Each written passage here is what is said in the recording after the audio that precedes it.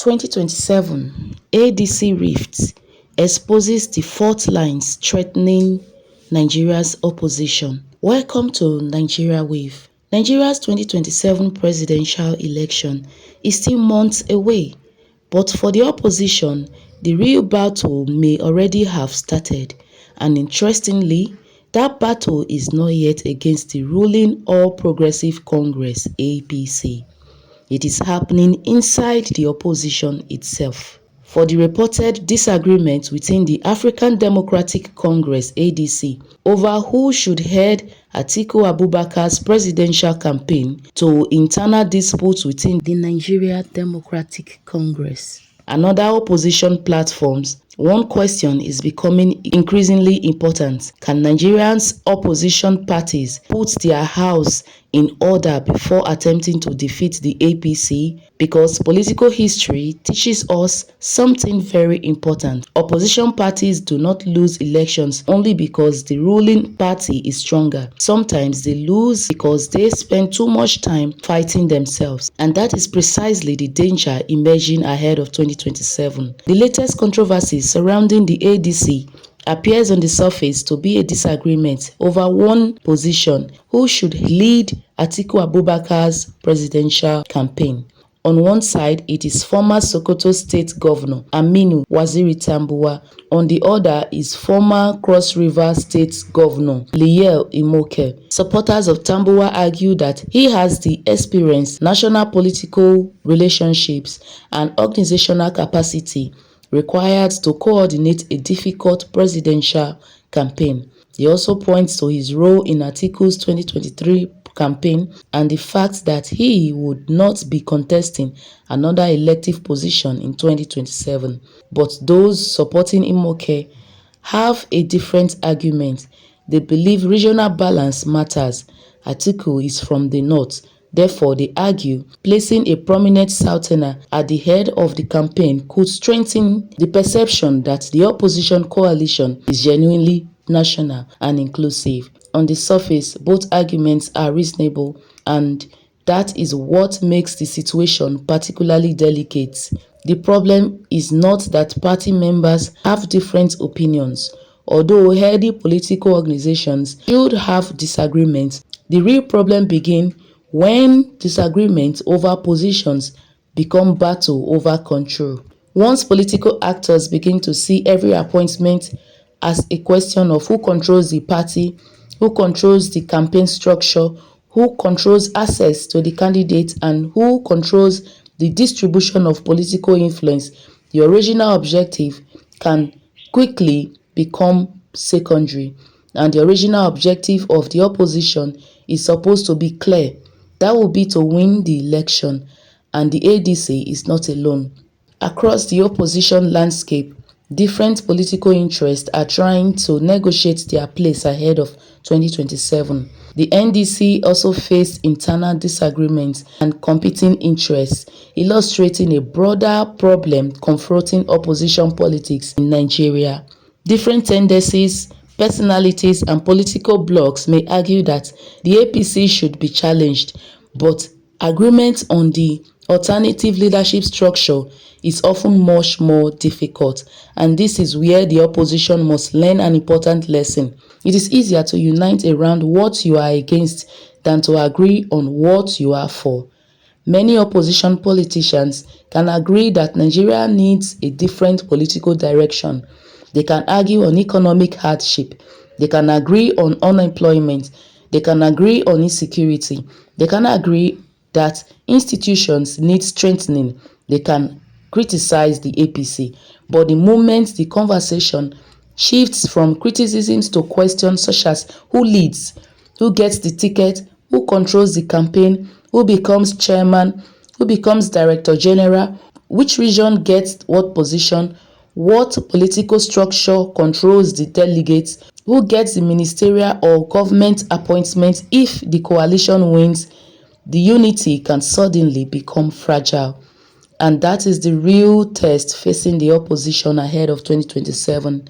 The opposition should not forget what happened in 2023. There are several opposition figures with significant political followings. There were also different parties and movements that believed they could produce an alternative to the APC. But opposition fragmentation became one of the defining features of the election. Rather than producing one dominant alternative, opposition votes were distributed among several major candidates. That created an environment in which the ruling party could survive a divided challenge. The lesson should be obvious. If opposition parties enter 2027 divided, the APC does not necessarily have to defeat all of them individually. They can defeat themselves by splitting the electorates. That is why the current internal disputes should not be dismissed as ordinary political disagreements. They are early warnings. Another challenge is Nigerians' long-standing dependence on political personalities. Political parties often become vehicles for individuals rather than the institutions with strong internal systems. When that happens, a disagreement between two politicians can quickly become a disagreement between two factions. One person supports candidate A, another supports candidate B, then their supporters begin attacking one another. Before long, the political organization becomes consumed by an internal war. This is dangerous for any opposition movement. Why? Because the ruling party has an enormous structural advantage. It controls the machinery of government. It has incumbency. It has access to state institutions and political structures across the country. The opposition therefore has to compensate for that disadvantage with something the ruling party cannot easily take away from it: organization, discipline, unity, and a compelling message. If the opposition spends its energy fighting internally, it loses one of its biggest advantages. The ADC debate also raises a legitimate question about regional representation. Nigeria is a complex federation. Ethnicity, religion, and geography influence political calculations. Therefore, any serious presidential campaign must understand regional sensitivities. But there is a difference between regional balance and regional competition. Regional balance means ensuring that different parts of the country feel represented. Regional competition means every political appointment becomes a bargaining contest between North and South. The first can strengthen a coalition, the second can destroy it. If the ADC chooses Tambuwal, that does not mean the South has been marginalized. If it chooses Imoke, that should not mean the North has lost influence. The smarter approach would be to design a campaign structure where different regions and political interests have clearly defined responsibilities. A strong Director General does not need to personally represent every region. What matters is whether the campaign structure itself represents Nigeria. This is the difference between symbolic representation and functional inclusion. This is where the opposition parties need to become more sophisticated. They cannot simply tell politicians, let us unite. This is not enough. They need to answer the question, unite under what arrangement? Who gets what? How are decisions made? How are disagreements resolved? Who controls the campaign? How are candidates selected? What happens when two powerful politicians want the same position? Who has the final authority? What happens if a party leader disagrees with the presidential candidate? How are regional interests accommodated? How are supporters of different political parties treated after a coalition is formed? These questions must be answered before the campaign becomes intense.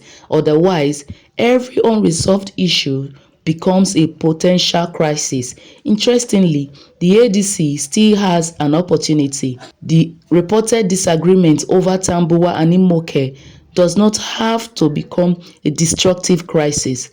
The party can use it to establish a transparent system for managing competing interests. For example, it could create a clearly defined campaign hierarchy. One individual could coordinate the overall campaign. Others could take responsibility for regional mobilization, strategy, media, fundraising, youth mobilization, women mobilization, grassroots organization, and coalition relations. That way, the question does not become Tambuwal or Imoke. It becomes how can Tambuwal, Imoke or other major figures contribute to defeating the APC. That is a completely different way of thinking. This is exactly the kind of political maturity the opposition needs. The same question applies to the NDC. Any internal disagreement within an opposition party should be treated as a political management problem, not immediately as a war of attrition. Nigerians need to know what exactly is the opposition offering. If the opposition's message is simply vote out APC, Nigerians may reasonably ask, why should we vote for you? The opposition must therefore move beyond personality politics and present a coherent program. What will it do about inflation? How will it address insecurity? What will it do with Nigeria's enormous debt burden? How will it create jobs? How will it reform electricity sector? How will it improve education and healthcare? How will it strengthen institutions? How will it address corruption? How will it manage Nigeria's federal structure? How will it improve the business environment? These questions are more important to ordinary Nigerians than whether Tambuwal or Imoke gets a campaign title. This is also why the demands coming from the civil society groups and lawmakers are significant. Serap is calling on presidential candidates to voluntarily disclose their assets and reject vote buying. Deputy Majority Leader Abdulsamad Dasuki had called for a review of aspects of the Electoral Act and argued for a single-day election arrangement. The Allied People's Movement, meanwhile, is demanding international pressure over what it describes as democratic violations.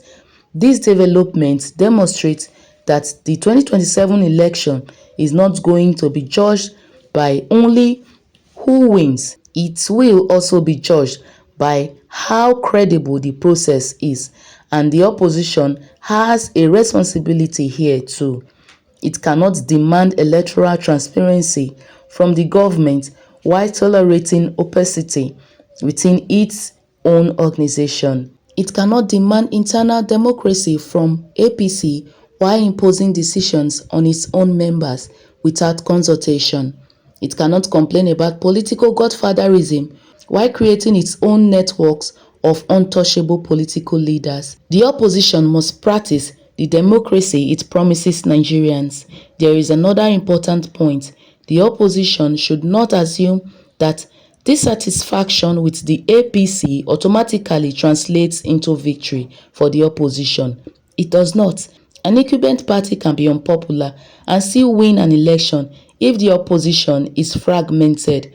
This is perhaps the biggest strategic mistake the opposition could make. They may look at economic hardship, public anger and dissatisfaction and conclude that victory is guaranteed. It is not. Voters may be unhappy with the government and still disagree among themselves about what opposition candidate should replace it. This is why the opposition must give Nigerians not just a reason to reject the APC, but a convincing reason to choose the alternative. The commencement of the 2027 presidential campaign season will change the political atmosphere. The rhetoric will become sharper. The campaigns will become more aggressive. Political alliances will be tested. Defections will increase. Internal disagreements will become more visible. And every unresolved disagreement within the opposition will become an opportunity for political opponents to exploit. That is why the time to settle those issues is now, not in the middle of the campaign, not after candidates begin accusing one another, not when supporters have already formed rival factions. The ADC must resolve the Tambuwal Imoke question without creating winners and losers. The NDC must manage its internal differences without allowing competing interests to destroy the larger political project, and other opposition parties must learn from these developments. First, they need a clear internal conflict resolution mechanism. Disagreements are inevitable. What matters is how they are resolved. Second, they need transparent decision making. Important campaign appointments should not constantly appear to emerge from secret negotiations. Third, they need a genuine power-sharing arrangement. Different regions, parties, generations, and political tendencies must see themselves in the project. Fourth, they need a common policy agenda. The opposition cannot simply be an anti-party coalition. It must become a pro-Nigeria coalition. Fifth, they need discipline. Not every disagreement should be taken to social media. Not every political disagreement should become a public war. And sixth, the opposition needs to understand one fundamental principle. Nobody should be bigger than the coalition. Not Atiku, not Tambuwal, not Imoke, not any party chairman, not any political godfather. If the project is genuinely about rescuing Nigeria, then individual ambitions must ultimately submit to the larger political objective. The 2027 election could therefore become a major test of Nigeria's opposition politics. Can different political interests unite without destroying one another? Can politicians who have spent years competing for power suddenly learn to share power? Can the North and the South negotiate representation without turning every position into a regional battle? Can opposition parties disagree internally without becoming enemies? And can they present Nigerians with something more compelling than simply anybody but APC? Because defeating the APC will require more than anger. It will require organization, it will require strategy, it will require discipline, it will require credible message, and above all, it will require unity. The ADC's current campaign leadership disagreement and the internal tensions being witnessed across opposition platforms should therefore be treated as a warning.